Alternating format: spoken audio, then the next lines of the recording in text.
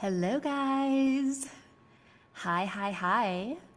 This is Lydia, the lifestyle coach, and welcome to another live feed. We are ending eating disorders using nothing but your brain. And we are talking about binge eating and bulimia and overeating and food obsession and body hate and emotional eating and food addiction and all the things. So I want you to just understand that we can be done with the struggle. You can be absolutely done, like not dealing with the problem anymore, not managing it, not in recovery, not, hoping to squeak by if you can avoid all of your triggers, not trying to just minimize it, like not have the problem anymore. Not be struggling, not be suffering, not have to think about food all the time, literally be able to just think about lots of other things, getting like 80% of your mental energy back, where food is a non-issue, where body is a non-issue, where all of those food thoughts and food obsession is just a non-issue, where you don't think about it anymore, where you wake up in the morning and you go throughout your day and you eat some meals, you might go grocery shopping, you might have stuff in your pantry, you might have stuff in your fridge, and you don't know what that is, and you don't really care what that is because you're not eating all the time. And when you do want to eat, you go and you eat something and then it's done and it's finished. And this is not just like fairy tale thinking of like, oh, maybe someday, maybe some people feel that way. Like that is available to every single person because that is our natural state. Like eating is a non-issue, sleeping, going to the bathroom, beating your heart, breathing your lungs. Those are all completely natural things. And when we get the disordered eating and the disordered thinking out of the way, then we can step into this wonderful return to normal eating, even if you don't even remember it. I mean, we've had people who have come to us where like since 4 years old, they've been binge eating. Like they don't even have memories of normal eating. And in a handful of weeks after 35, 45 years of struggling with this, they're done, they're free. They don't think about food. They don't worry about their body. They don't get scared or upset or thrilled or overly invested in. Food is just a non-issue. They're not binging anymore. They're not overeating anymore. They're not over planning anymore. Normal, peaceful eating. And so what we're going to dive into today on our live feed is a question that I actually get quite often. And so I just wanted to be super transparent and open as that's who we are and what we do, and just really pull back the curtain and give you guys the full story of how we figured out how to end eating disorders, so you guys can know like the whole thing and really how it came to be that we discovered how to not have an eating disorder anymore. So I mean, starting from sort of the beginning where the idea of this started coming up, because I did not grow up with an interest in eating disorders. I did not grow up with even knowing much about eating disorders. I mean, like I knew what was sort of the conventional wisdom or what society tells you, right? It's like, oh, some girls have anorexia because they have control issues and food is the only thing that they control. And so that's why they have anorexia. And I vaguely knew that bulimia was like throwing up your food. And I wasn't super familiar with binge eating at all. Growing up, there wasn't really a focus on eating disorders. I didn't like know people with eating disorders. I mean, I can look back now and be like, okay, those people struggled. But at the time, like just wasn't part of my radar. What I wanted to do, what is really like my calling and what I've felt since I was a young teenager, was to help people to be better versions of themselves. And so I became a coach early on in my career, and I specialized in helping people to form new habits and to break old habits, and specifically specializing in weight loss. And I was very good at helping people to lose weight, to eat in a really specific way, to manage their body in a very specific way to lose weight. And I help people lose thousands and thousands and thousands of pounds. I remember there was a doctor's office that I partnered with, and we helped their patients lose over 10,000 pounds altogether. Like, weight loss was the specialty, right? I would be posting before and afters of my clients. I'd be like, look, this person got off of, their medications. This person lost 100 pounds. Here's a before and after picture. Here's what they can do now. Like, I specialized in habit formation, breaking habits that don't serve you, and specifically weight loss. And I just had this idea, which I didn't realize at the time, but it just been shown me by society, that extra fat means less health. So the less fat you have, the more healthy you are. I had a direct correlation, incorrect. Didn't know that at the time, but we're starting from the beginning. I had this idea, like the thinner that you were, the healthier that you were. Of course, because fat is evil, fat is bad, fat is the cause of so many horrible things. And if you can just get rid of your fat, well, then you will be healthier to a certain extent. But that extent was like very low body fat percentage. And I've always been a very goal-oriented person, always somebody who, if anybody was going to do the work and get the outcome, it was going to be me. So that was always my focus and who I was and my identity. And so, of course, I was going to lead by example. So, I mean, I put myself on the same regimen that I put my clients on. I got very, very lean. And then that wasn't enough. Like, I didn't just only want to be lean. I wanted to be really fit. And so I started doing all these really intense workouts and building muscle and cutting and just getting leaner and more muscular and leaner and more muscular and on and on and on. And, you know, waking up early in the morning and just incredible discipline, just like more than anyone else, because I had to lead by example, right? Like, I had to be the shining example of the most healthy specimen, this absolute ultra health. And so it just started getting more and more extreme, where I would get more and more restricted with my food. I would get more and more intense with my workouts. I would track everything. Oh man, I had apps and I had spreadsheets, and I would take my measurements all the time, and I would weigh myself every single morning, and I would keep graphs of like all of my stats. I would go to the doctor, and I would get like all of these blood tests just to show just how, you know, healthy I was, you know, with my, C-reactive protein, like that there's low inflammation in my body, and, you know, look at all of these things balanced, and now I'm taking supplements. And it just, I mean, this was who I was. This was my career. This is my identity. I was a health coach. And so I would just try to be the very healthiest, and then lead my clients by example to do the same thing, be the very, very healthiest. And that was my mentality. And that is the mentality that a lot of us start out with, because that's what society tells us. The thinner you are, the more healthy you are. So I'm like, all right. And I feel bad about it now, as we often do when we have more knowledge and we realize the ignorance that we used to live in. But I was in a place where I just thought that everyone could be thin. Like, if you just did what I showed you, you could be thin. Like, if you just worked hard enough, you could be thin. And that was the same thing as being healthy, right? So why would anyone not be healthy? Why wouldn't everyone be thin? And why wouldn't everyone be healthy? And this was the state that I was in, to change the world and help everybody be healthy. And because what I did very much worked for weight loss, then it just went like wildfire, to the point where I had mentored and trained over 400 coaches. We had over 8,000 clients amongst all of us. I mean, I had coached hundreds and hundreds of clients like myself. And I mean, we lost track at one point of just how many pounds we had. 8,000 people times, people losing 20 to 200, 300 pounds. I mean, like, it just was a really popular idea, which it still is, to, okay, like, everybody lose weight. So that was the world that I was in, right? That was my fishbowl. That was the water that I was surrounded by. And we started seeing this really interesting phenomenon come up, because I knew myself and I knew my clients, and I knew how motivated we all were. Like, I was extremely motivated to lose more weight, to be even leaner, to be even more healthy. I'll put that in quotes. And so were my clients. Like, it wasn't like we were people that didn't really care or weren't that invested. I mean, these are people that their whole world had become about losing weight. And something really strange started happening that we just started seeing pop up once we got more information. Because at first it was just like, some clients would just ghost, right? Like, some clients, they wouldn't stick with the protocol that we gave them. And then, and we thought that it was probably, they're feeling shame and they're feeling bad. And then, they just sort of ghosted. But then as we had people come back and, get our help and, want to get back on track, there was something specifically with the people wanting to get back on track. So it was like the first time they lost weight, it was really easy.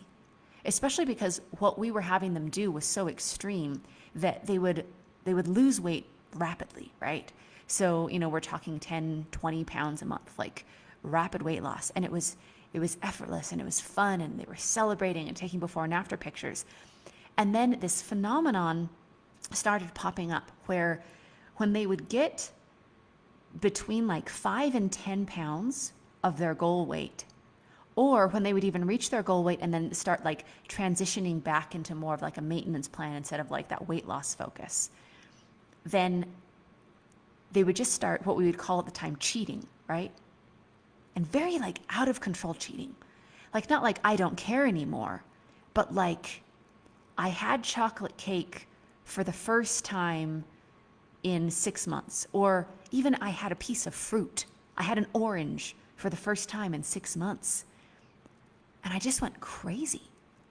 Like I couldn't stop eating. I felt more hungry than I'd ever felt in my life. And I just ate and I ate and I ate. And I got so incredibly full, and I felt so incredibly sick, and I felt so much awful shame. Like I just spent an entire year losing 100 pounds.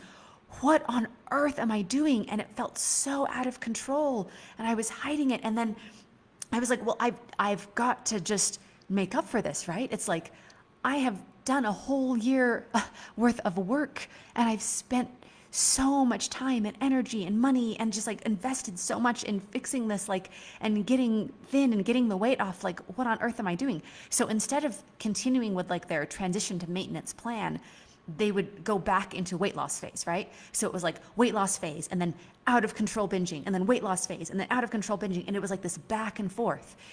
And we started naming it. We started sort of like giving a label to this because it would pop up so often. And we're like, how do we mitigate this? Like, how do we help people with this? And it was just this day one, over and over. Like, so much motivation. They'd wake up in the morning. They'd be like, all right, today is the day, and I'm going to be in weight loss phase for the next 6 weeks, and I'm 100% committed, and I've got all the right foods, and I am so motivated, and I'm going to check in with you every single day, and I'm going to stay on my plan. And they would wake up and have the most amazing, healthy, perfect breakfast, everything measured, and then they would have lunch, and they would start feeling like really hungry, and they would start having all these cravings, and they would start, trying to put everything in place so it didn't happen. And then they would eat dinner, and then they would eat seconds of dinner, and then they would eat thirds of dinner, and their kids would go to bed, and their husband would go to bed, and then they would just binge the rest of the night. And they would start over the next day. And it was just this cycle that we started seeing with not everyone, but a lot of people. Like, it was an extremely common thing that we were all trying to figure out as a group of coaches of like, why on earth is this happening? And then, almost like it was weirdly contagious, it started happening to me. It started happening to me where of anyone who I knew was committed to their health, if anyone that I knew was absolutely this wasn't just my values. This wasn't just like what I was all about. Like, this was my career. This was what I was leading in. I'm an example to other people. And I started doing the exact same thing. And not only was I binging, and was I feeling out of control, and was I feeling so incredibly crazy about it, but I was seeing some really weird physical changes. Like, I was gaining weight like around my middle, like with really restrictive eating. Yes, I was binging sometimes, but I was restricting so much that I was like, in quotes, making up for the binging. Like, I had such strong self-control that I would restrict and starve myself to an extreme degree after a binge, so that even if I ate like 5,000 calories of junk, or of almonds, or of grapes, or of yogurts, or all of the things that we eat up to having what we like actually want, then I would just restrict so much that I would actually make up for that. And I was still gaining weight, and I couldn't lose weight anymore. So it was like my body was fighting back. I felt this sabotage of my body. I felt that no matter how much I tried to force it to do what it had done before, like just lose the weight. Like, what is this? Like, calories in, calories out. This makes no sense. Why my body would be rebelling this way.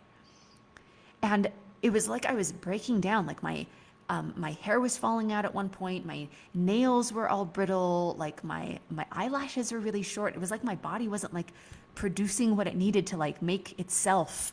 But it was producing fat, and I was super I was super detailed about it, right? So it wasn't just like, oh, there's water weight on the scale because I binged the night before. Like I was actually gaining weight. Like I would eat like an orange or an apple or like some like low glycemic fruit, and my body would hang on to it in this really strange way. So I started gaining this fat around the middle. My energy was really, really low, and I just felt in so much shame myself around it that I was just like, okay, I sort of ignored the problem for a long time. Like there's this really weird thing that I do. I'm just my own like brand of crazy, because I saw it with when clients were struggling, like, oh, they're having a cheat day, or like, they cheated and now they're back on track. But because I was having the internal experience of this, I actually thought that this was not the same thing that other people were struggling with. Because what I didn't hear about from other people were the things that I was experiencing internally, where like I thought about food all the time. All the time. I would wake up and I would feel guilt around food, and I'd be calculating calories. And even if I'd already calculated the calories for my whole day, I would do it over and over and over. So I would calculate calories over and over, and I would think of my food that I was planning over and over, and I would think about eating it, and I would think about recipes, and I would like spend a lot of time like looking through and like pinning different recipes, like even stuff that I would never make and I would never eat, but I was just like, it was like I was collecting food in all sorts of ways except for eating it. And when I would eat, it was like the whole world disappeared. I would just get so numb, and I would get so phased out that like I like couldn't even like listen to people talking to me. Like I was just so obsessed with like I'm eating, and then it would be over so fast. And I would just like my last bite of food, I would just be so incredibly it was like mourning. It was like panic. Like, this is it. And I'm still hungry. It's like I'm hungrier than when I started eating, but I only have one more bite left. And then I would think of the next things that I was going to eat, but then I can't eat that. But then what if I ate it later? But what if I did eat it, but then I made up for it tomorrow with the calories? Like, it was a constant, just mental obsession, just all day, every day.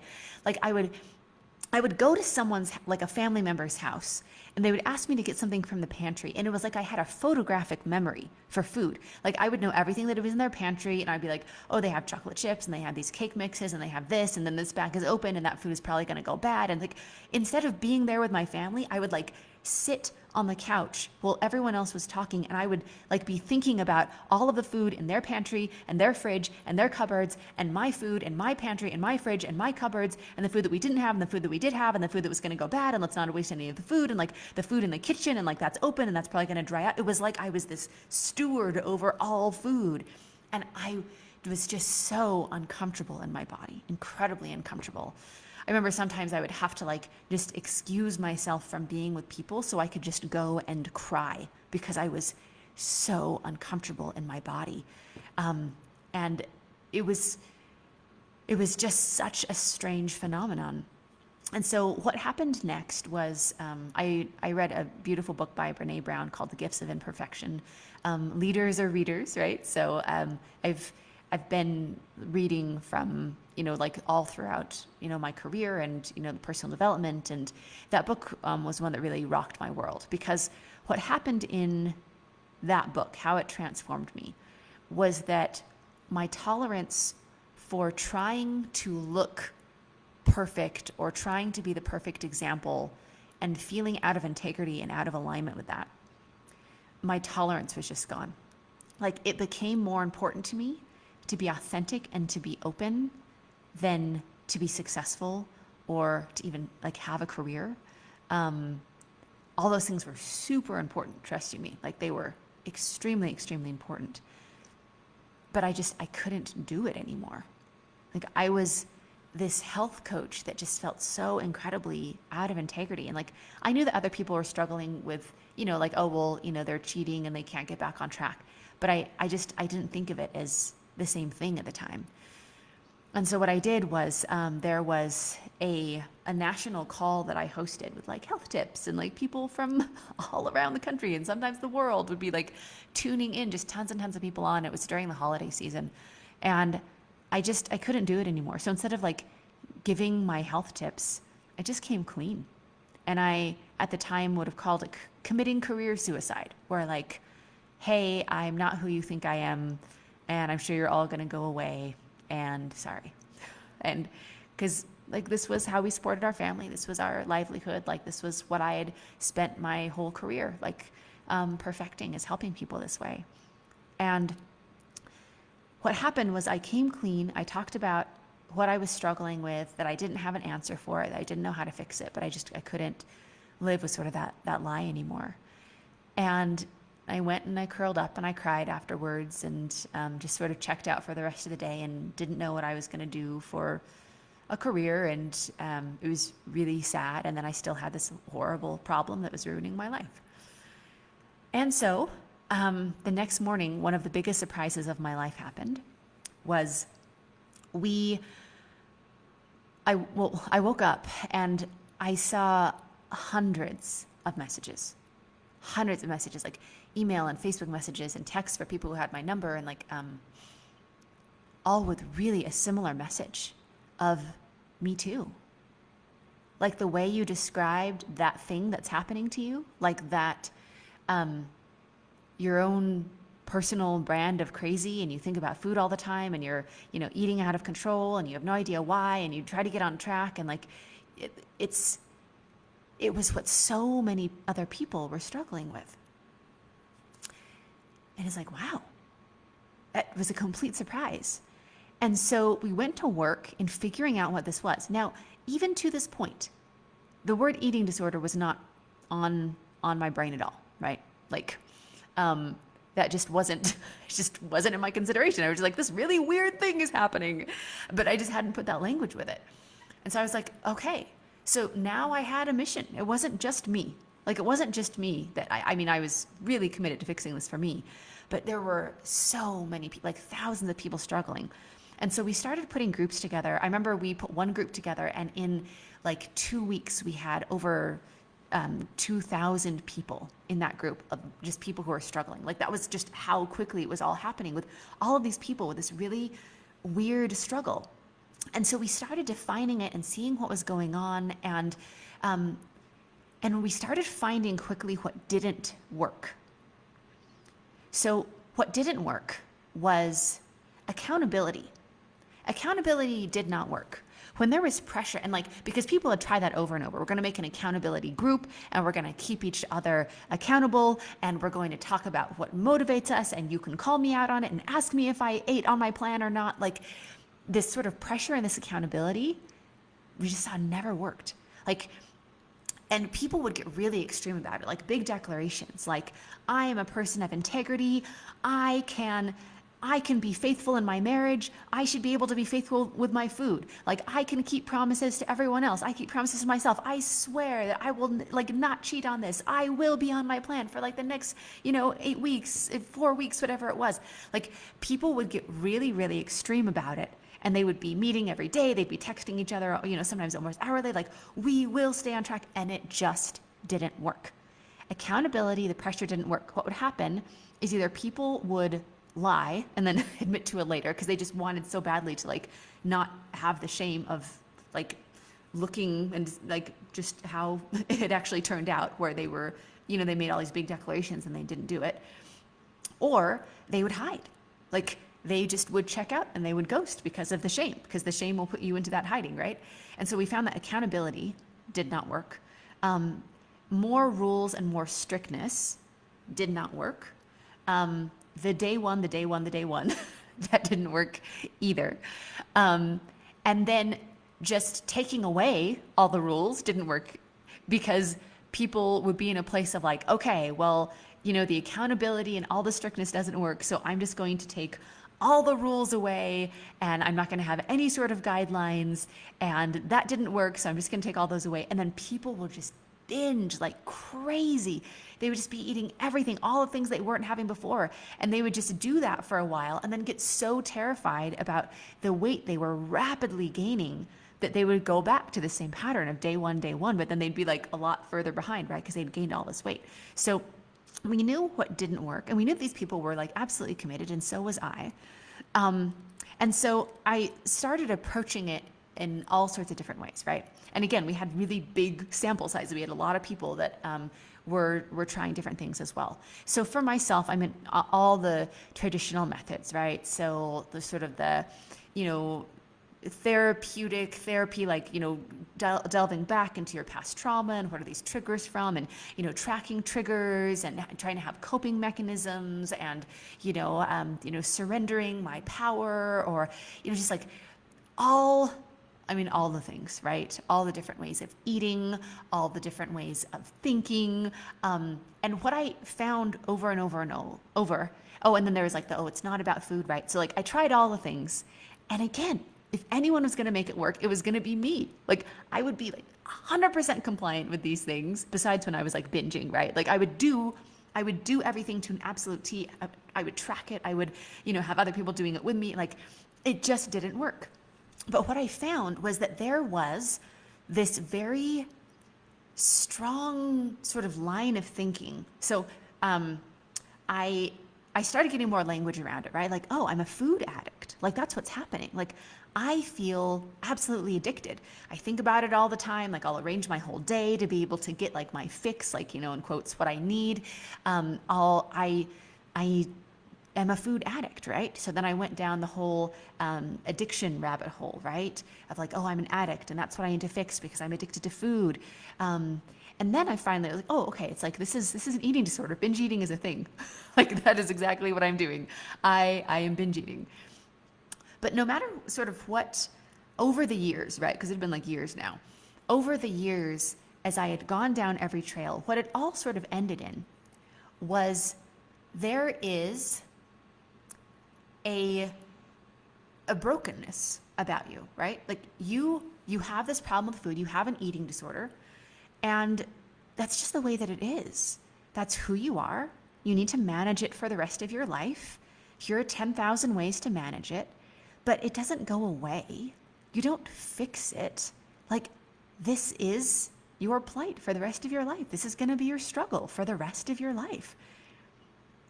And I just called BS on that.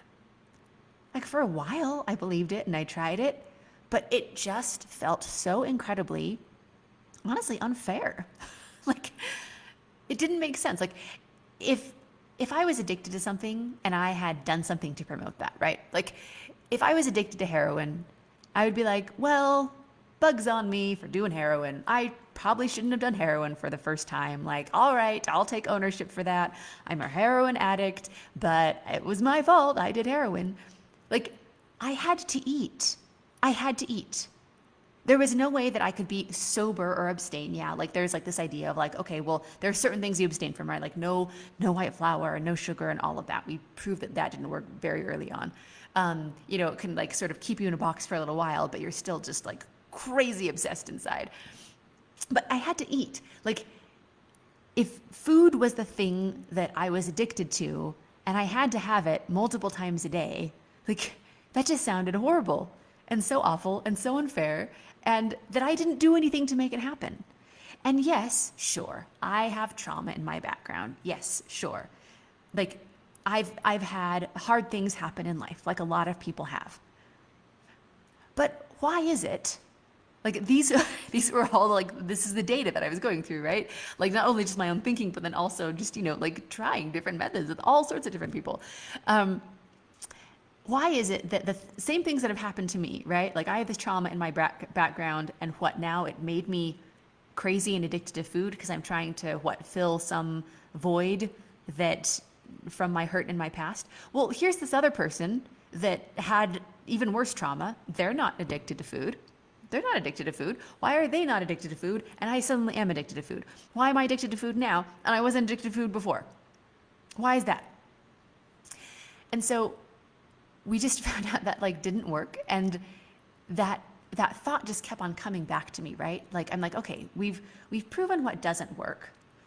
And I just don't think that it makes sense that you have to have an eating disorder for the rest of your life and that you're broken. Like, I don't want to be like an old lady laying in bed, taking my last breaths, knowing that I'm still obsessed about food.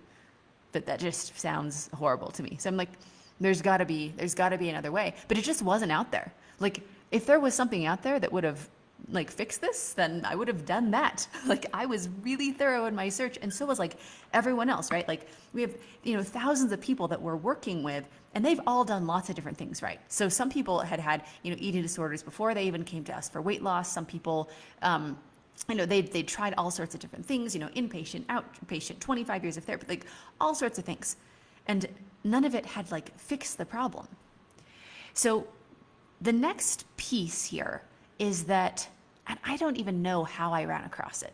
It was, to this day, I'm not sure how this happened. This was just like my studying an inquisitive mind. But I found like the Minnesota starvation experiment. There is this study out there, and I started reading it, and it's about men, interestingly enough, men who are put on a low calorie diet, right? So like to sort of see what starvation does to people. And as I was reading it, I think they were on something like a 1,600 calorie diet, which was like a cheat day for me. Like I was having way fewer calories than that.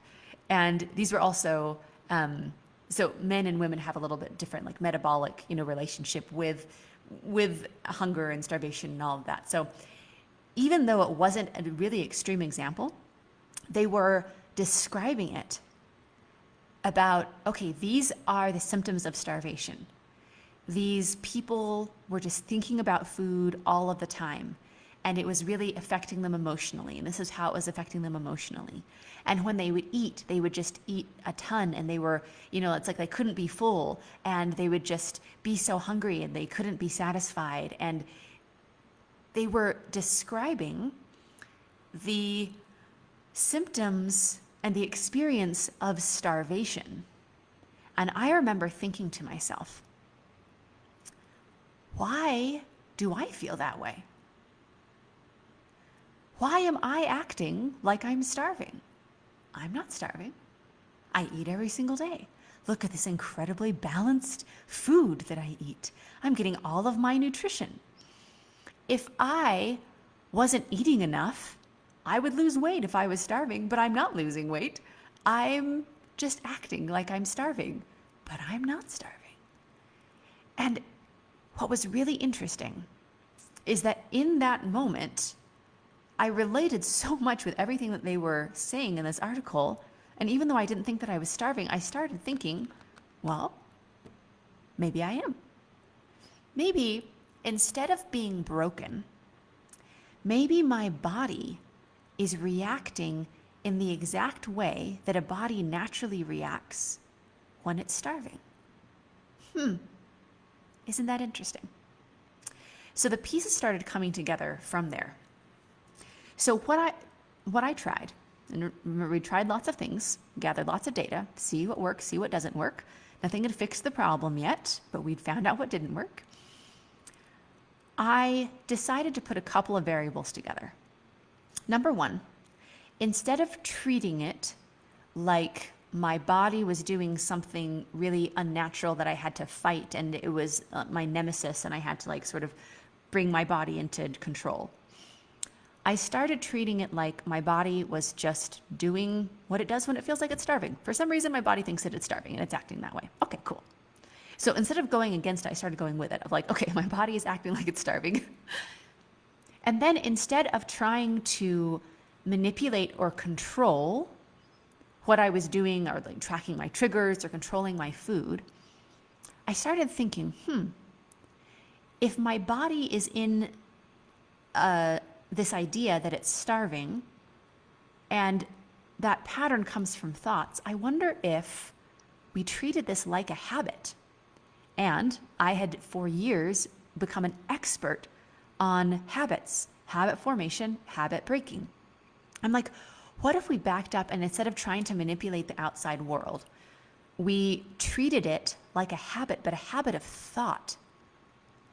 Because I know that there is a cascade, there is a series of thoughts that leads me to the binge every time. And there's the series of thoughts that is repeated that my brain is doing because it thinks that it's starving. And what if we broke the habit of thought? And I knew how to do that because that's what I was an expert at, breaking habits. And I wonder what that would do. And I never binged again. I never binged again. I have not binged since. The end. Not the end, but the end of my binging. I never binged again. As soon as I put those variables together in that method of like, okay, so number one, let's end the habit of thought. And I knew how to end that in the moment. So we had a proven method of ending the habit of thought in the moment. And then on the other side, then we prevented the factors that were creating, because we knew from all the data that we had gathered, like, oh, okay, this is what actually starts those habits, right? So this is what starts the cycle over again. So we stop that. So between those two things of like, number one, you end the habit of thought in the moment, you interrupt it and end it, and then you stop the habit of thought from coming up again, then there were no urges to binge anymore. I'll say that again. There were no urges to binge anymore. And that's how it came together. That's how it happened. And that wasn't anywhere out there. Like, I never found it. I looked real hard. Like, that was something that out of necessity, because it wasn't there, because the idea was like, oh, you're broken and you're broken forever and it's not about food. It's like, no, it is about food. And the reason that it starts is because of a habit of thought, and you break that habit of thought, you keep the habit from coming back, and you're done. You don't have urges to binge anymore. Because here's the thing. There is nothing more sustainable than doing what you want. And when you don't want to binge anymore, when you don't have that desire, when you don't have that thought, when you don't have that urge or compulsion, then you don't do it anymore. And it was as simple as retraining your brain. Now, the cool thing about how neuroplasticity works, and this is, a lot about habit formation, is that what fires together wires together, right? So when you're in this habit of you have these thoughts that lead to a binge, these thoughts that leads to a binge, those things are wired together, right? You have those thoughts and then it ends in a binge. Now, if you have the thoughts and those things don't fire together anymore, right? You interrupt the thought and then you don't binge, well, then you start being able to have any sort of thought and it's not connected to the binging. So even if you have some of those same thoughts, one, you know how to interrupt them, which is great, and then you don't have the urge to binge anymore. But then also you are able to have a variety of thoughts and be able to have nothing make you binge. Sarah, hi, so fun to see you here. Sarah's saying a remarkable life-changing discovery. Love it. Oh, so fun to see you guys on. And so I want you guys to understand that it really is as wonderfully simple as the neuroscience and then the way to interrupt it. So what I was saying is okay, what fires together wires together, right? So your brain is very efficient. So your brain, after not using something, it'll go through and it'll just get rid of the old connections, right? It's like you don't have connections in your brain about wanting your blankie or sucking on your pacifier or, thinking there's a monster under the bed, as long as those things aren't reinforced anymore. If you're still afraid of monsters under the bed, then it's probably still in your brain. But the thing is that after a while, we grow up, our brains change, the things that we used to reinforce, that used to fire and wire together just aren't there anymore. And then your brain just doesn't keep them around. So what we do for our clients is we're literally teaching them how to build a new and different brain. They had a brain, an eating disordered brain, that had a connection between this habit of thought and the binging. Then we show them how to interrupt that thought so it doesn't fire and wire together with the binging. And then after a while, their brain is wonderfully efficient, like all of our brains are. And it's just oh, okay, we don't need this anymore. So there's nothing that, I know that there's this word out there, right, that triggers, right? And I don't like the word trigger because trigger is oh, there's this outside thing acting on me and it's making me do something. But freedom is that when nothing that happens can make you do anything, right? It's just nothing can make you binge. That is the thing that just our clients are celebrating all the time of nothing can make me binge, which means you're not walking on eggshells for the rest of your life. Which means that you're not worried for all of time that something is going to happen that's going to trigger you back into it. I mean, we've had clients that for 40 years, they've been struggling with this. And they had a 10-year respite where they didn't binge for some reason, something happened. Some people, they'll through a pregnancy, they'll stop binging or whatever. And they'll think that they're done because they're not doing the behaviors. And then something will happen in life. And then all of a sudden they're back to it. And it just feels so completely out of control. But the joy is that when you have a brain that you don't connect the thoughts that you have and those habits of thought. You don't have the habits of thought anymore, and then they're not connected to the binging. Nothing can make you binge. We have had people go through really difficult things. We have had clients that have had parents die. We have had clients that have had children die. We have had clients that have had really awful health issues happen to them, that have had injuries, that have lost houses, that have lost jobs, that have like gone through so much. And something that we hear over and over in some of these wonderful human beings' hardest days of their whole life is that they are so grateful that it didn't even occur to them to binge. It didn't even occur to them to binge because those things are not connected. The hardest things in the world can happen and nothing can make you binge. And it's not like you have the strength to wage the war and win the battle. It's that you realize a few days later after dealing with the stress of like, oh, wow, it didn't even occur to me. It didn't even occur to me. Why would I do that? Because the connections in your brain change, then there's this phenomenon where you look back and it's almost like you can't quite imagine what it was like having an eating disorder. Like, what was it like to feel out of control with food? What was it like to be so stressed and take so long at the grocery store? What was it like to want to leave the people that I love so I could go and be by myself and eat? Like, there's like this question mark of like, what was that like? Even if it was that way every day for 40 years in a handful of weeks. And we usually, we coach people for about 8 weeks, and that's plenty of time for them to get free of, like, literally get out of crisis where they know how to not binge anymore. Like, and they see it happening. It's really, really fun because your brain actually, when you put the right variables together, we stack a whole bunch of sort of neurological neuro hacks, right? Neurological things together in our program so that your brain can change very quickly, right? Because if you just do one piece of it, then it doesn't work. It doesn't change your brain. You have to have all the factors together. And that's what we know over like thousands and thousands of trials and seeing like, so many people free, that we know exactly what those factors are. So it's a very predictable process to get somebody to the other side of this. And so it's this, wow, what was that like? Because your brain is just different. It's like this happens all the time, but just recently we had a client that was like, she was in a really hard place. Like, it's in the middle of the pandemic right now. Her mom is in the hospital. She was having to go to the hospital. So there's like the stress of being in a hospital during the pandemic, and then like her mom, and like, it was just like a lot, right? And it was this long drive, and she came home, and just out of sort of like habit of like what she used to do, she came home and she got ice cream out of the fridge because it was just such a stressful day. And then she just sort of looked at it and like realized that this had been her pattern with like stress would be straight to the freezer, straight to the ice cream, out of control binging. Like she'd done this like many, many, many, many times over like 25 years, right?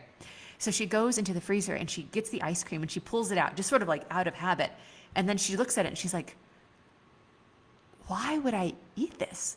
Why would I eat a bunch of ice cream? Because I'm having like a really, really difficult day. Like it just didn't compute. Like it didn't make sense to her anymore. So she just put it back in the freezer and like moved on with her day and like dealt with her real life. Like that is the beauty of this. And so, once we really found out what worked, right? And of course, like for me, like done, don't have an eating disorder anymore, haven't binged since, don't obsess about food, don't obsess about body, like freedom, yay. But then we started doing this like over and over and over with, hundreds, thousands of people. And we found out that with our process, it was so incredibly predictable that it didn't matter how long somebody had been struggling with this. We had people who had literally been struggling with the eating disorder for 65 years. It didn't matter how long it had been. It didn't matter like what other health issues or like, we've had people with severe allergies. We've had people like food allergies. So they have like very real restrictions. We've had people with a lot of different just food restrictions in general because of health issues. We had people in great health. We've had people in poor health. We've had people who, have, 100 pounds they want to lose. We have people who are underweight. It really didn't matter any of those things because it's just dealing with your brain and with changing those habits in your brain. So it's such a beautiful, beautiful process. And so what we did was we started doing focus groups and trials and really boiling down what the essentials were. And some of it surprised us. Some of it was like, oh, wow, like to change your brain very rapidly to not have an eating disorder anymore, then there are these factors that we thought would be important that just weren't. And then there were these other factors that were like, oh, I don't know that that's a big deal. Maybe that's a separate thing that was like absolutely totally related, right? And so what we did was we created what's called a series of milestones, right? So it's a milestone where over the series of a couple of months, we give people exactly what they need to practice to rapidly change their brain in a series of weeks. And then each week they get another milestone that builds on top of the other, right? So one builds on top of the other to have a complete brain change so that nothing can make them binge or overeat if they come to us for overeating, or obsess about food if they're not binging or overeating, but they're just obsessing about food all the time. So that's how it works. That's how we did it, guys. That's how we discovered there wasn't anywhere in the world, and so we created it. And it's an absolute joy to see people free. And really what our mission has become, like at first it was just like, okay, like let's end eating disorders. Like let's show people how to not have this struggle anymore. And that of course is a really important thing, and that's what we do. But it really has become is healing our world through empowering people and giving them back their lives. Like I truly believe that all of the answers that we need in our world to heal our world, to solve any problem, are in the minds of the incredible women all around the world that have an eating disorder. And instead of spending all of their mental energy and all of their days and all of their years and all of their money and time and effort in trying to control their weight and control their binge eating and control their food, when you give somebody back their brain, like they get 100% of their brain for them. None of it is being taken up by their eating disorder. They're not obsessed about their body anymore. They get their health back. You give people back that power, and we have everything that we need in the world. I really, truly believe that answers, everything that we need is in the minds of the people who are now struggling with an eating disorder. So for us, it's just about let's free all of these incredible women and men as well. But we have mostly women that come to us. And we can do a whole other live feed about why there are more women who struggle with eating disorders than men. But in that, I mean, that is what the mission of Life with Lydia is free the women of the world so that they can do what they want with their lives, their time, their brain, their resources. And we see really incredible things happening. And then the other thing that we do at Life with Lydia is eating disorders are awful, and they take your life and they kill people and they are awful. They destroy lives. But there are worse problems. And there are a lot of women around the world struggling with way bigger things than the first world problem of an eating disorder. And so what we do at Life with Lydia, as well as another part of our mission, is we take the proceeds of Life with Lydia and we give back. We are effective altruists at Life with Lydia, so that means that we earn to give. And so with ending eating disorders as our mission and our cause, and healing women to have their minds and their resources and their gifts and their purpose out in the world, then what we do is we give back to even more important causes. I mean, women who are struggling with things even worse than eating disorders, and empowering women and girls all over the world. And so that's what we do now. And that is how we discovered how to end eating disorders. And if you want to be done, like if you want to be done and be free and not have an eating disorder anymore in a very predictable, non-shaming, honestly a very good time way that works, then the first step is you go to lifewithlydia.com/apply and you book a free breakthrough session where we get you the foundation of freedom, and we will let you know if we can help you and how we can help you. And either way, you'll have that foundation of freedom. Whether you choose to have our help or not, or if we can help you, we'll show you how. And then if not, then we'll know where to best direct you. But either way, the first step is you've got to have that foundation of freedom. So again, you go to lifewithlydia.com/apply, and you can book a free breakthrough session with us and change your life and get your gifts and your purpose back, so you can start living and being self-actualized and start being in the world as you were meant to be. You were not meant to suffer for the rest of your life. You were not designed to be broken, and you're not broken. There's nothing wrong with you. You just have a habit of thought that you need to break in a way that actually works. So this is Lydia, the lifestyle coach, signing off. Bye, guys. Mwah.